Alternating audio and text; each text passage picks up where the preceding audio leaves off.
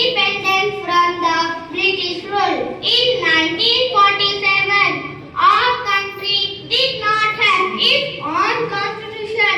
So, on August 28, 1947, a draft committee was constituted under the chairmanship Dr. Bhimrao Ambedkar to draft Constitution of India. The Constitution was written by Dr. B.R. Ambedkar. It took 2 years, 11 months and 18 days to complete the Constitution of India. Then the Constitution of India came into force on 26 January 1950. Since then, we celebrate this day as the Republic Day every year.